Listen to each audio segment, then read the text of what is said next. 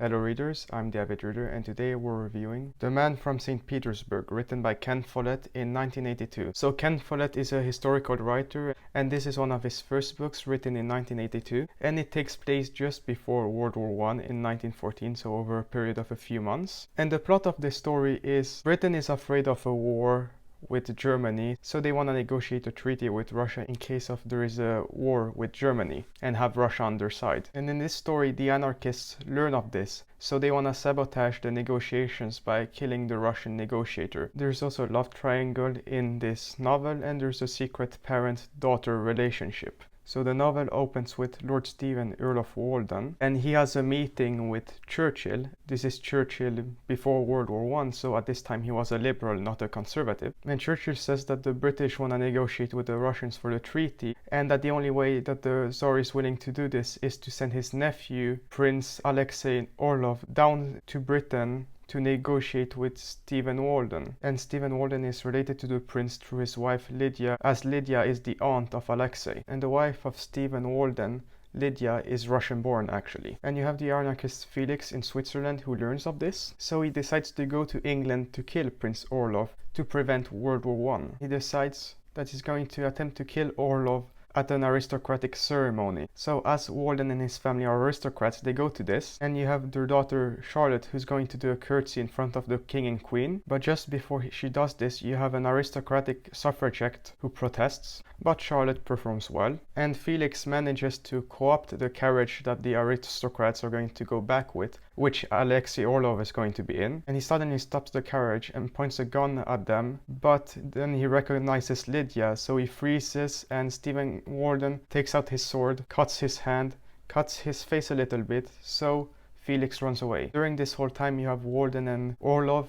negotiating the treaty. The Russians want the British to recognize the Balkans as Russia's sphere of influence, but you have Lloyd George in the cabinet who refuses, so they have to continue to negotiate. After witnessing this suffragette thing, Charlotte goes in and picks out a book to learn about sex, and then she also goes to a suffragette meeting. And Felix wants to learn where Orlov is to kill him, so he goes to Lydia hoping to get information. And this is where we get the backstory of Lydia and Felix. So 19 years ago, Lydia and Felix were having an affair. So Lydia is a Russian aristocrat, while Felix is an anarchist, a peasant. And Lydia's father found out about this, so he got the guy in prison and tortured him, and he made Lydia marry Walden and go to Britain to stop torturing him and release him. And Felix makes up something of why he wants to see Orlov, so Lydia tells him he's at the hotel, but then Lydia regrets her decision, so she warns Walden. Walden is at the hotel prepared with some policemen. Felix arrives with a homemade bomb, but does not see Orlov, so he backs out. Then he throws the bomb.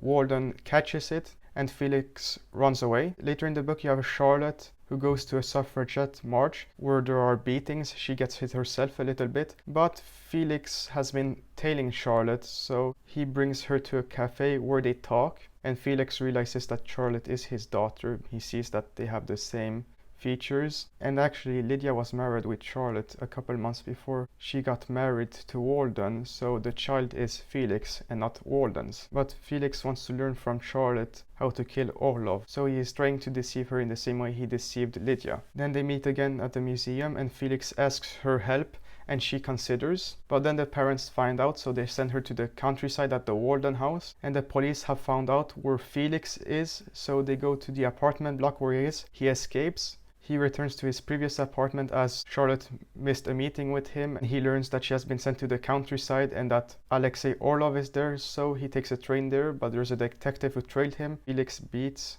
the detective in the hand sink and leaves the train and trails covertly to the Walden house and stays in the forest not far away. And Charlotte early in the morning gets out of the house to meet him there, and then she brings him into the house and hides him in a room and gives him food and stuff to wash him with. Lydia realizes what is happening. She goes to see Felix. They sleep together. Then Felix leaves, and he has found out from Charlotte the different rooms in the Walden estate, so he goes and takes a shotgun with 2 shells, and he also empties a fuel tank to set the house on fire, and then Walden learns of the betrayal of Charlotte from the police, so they lock her in her room. Lydia reveals the truth to Walden of what has happened, so they go to the hiding place where they think that Felix is, but he is not there. You have a bunch of policemen at the estate, but they have not found Felix. But then Felix sets the house on fire to get Orlov to come out of his secure room where he is with the police, and when Orlov comes out, he shoots him. But then both he and Walden realizes that Charlotte is there.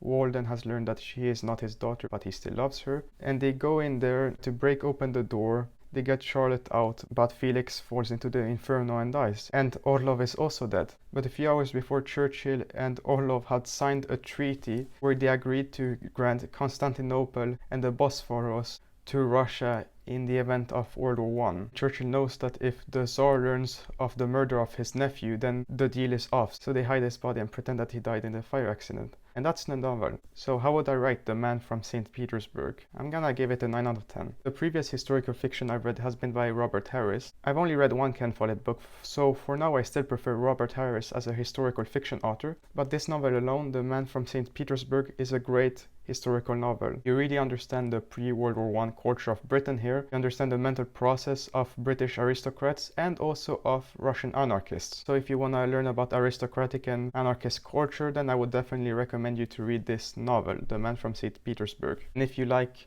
early 20th century historical fiction in general, then you should definitely read this novel. And if you like love triangles and weird relationships between father and daughter, then you like this book also. So I would definitely recommend you to read The Man from St. Petersburg. Great job, Ken Follett. I look forward to reading more of your books. Now, if you want to learn about another great historical fiction novel, then I would recommend you to check out my book review on V2 by Robert Harris. It's about the V2 rockets in World War II. Definitely worth a read. Anyways, I'm WW1 and I will see you readers next time.